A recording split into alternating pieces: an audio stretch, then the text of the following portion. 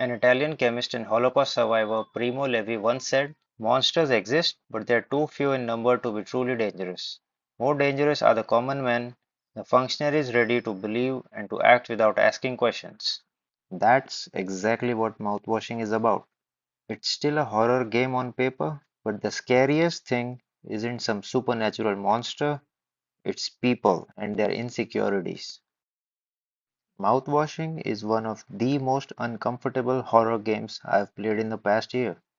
It's a disturbing and unforgettable experience that lingers with you long after the credits. I went into this blind, never having watched the trailer.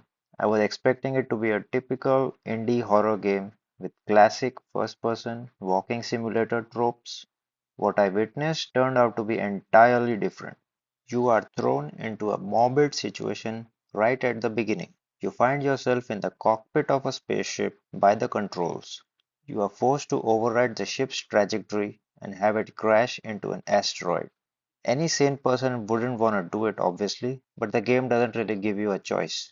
This morbid opening sets up the game, making you feel that you will be forced to sit through a lot more of such uncomfortable moments. The story is revealed in a non-linear fashion.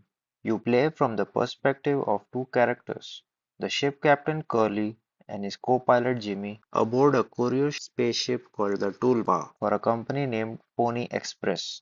You explore the ship in first person, examining objects and piecing together a fragmented narrative across different timelines. There are three other crew members on the Tulpar. There's Swansea, a brash but brutally honest and self-aware veteran engineer. Daisuke, an energetic intern working under Swansea, and Anya, an extremely nervous and apprehensive nurse. There's a lot of interesting dynamics between the five characters. The intrigue lies in what led to this catastrophe and who's really responsible. Maybe they were having a manic episode. Maybe they had a traumatic past. The crew does survive the crash as the ship's defense mechanism kicks in, but most of the ship becomes inaccessible and Curly is reduced to a gnarly living corpse of a man lying on a stretcher after being patched up by the crew. Some moments did make me almost want to throw up, but I powered through because the story intrigued me a lot.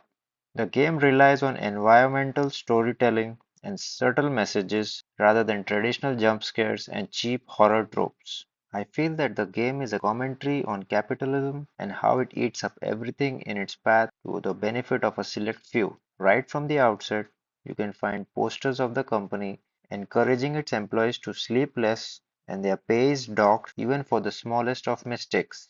The food rations they are supplied with to survive the year-long journey are basically plastic gruel. The employees only get one communal birthday for the entire trip. They are not even allowed the dignity of having happy moments outside of work, especially in a cramped up spaceship which looks held together by duct tape. It is a telling example of capitalism allowed to run rampant and unregulated. Corporations spending the bare minimum and endangering the lives of their workers while treating them less than dirt. I also feel that mouthwashing is about loneliness, insecurity, and not taking responsibility. The game will quite literally drill down the idea of taking responsibility for your actions and the consequences of not doing so. The overarching theme of the game is how insecurity, jealousy, and refusal to take responsibility can inflict horror upon innocent people, something that is extremely relevant in the world we live in today. The environment is extremely claustrophobic, and you always get a sense of dread and hopelessness that you would associate with being shipwrecked in space with no communication and dwindling supplies of food and oxygen. You get to see the different coping mechanisms of the crew members and nuances from their past up to the present. You just know that there's no escaping this hellish nightmare, but you must try to persevere regardless. Overall, mouthwashing is relatively short. It took me about 4 hours to finish, but a big chunk of it was feeling a lot of dread and helplessness for the characters. Apart from the story, you can find a lot of undertones and subtle messages that the developers have left behind if you pay attention to the environment. Mouthwashing shines in a way that is both horrifying and thought-provoking. It is not without flaws. The pacing might feel slow or disjointed at times. There are a few surreal segments that might drag on for a while, but the overall narrative, atmosphere, and subtle undertones make it worth the ordeal. If you loved games like Soma or Signalis, or games that have a surreal or disturbing tone to them, do play Mouthwashing. I'm giving it an 8 out of 10.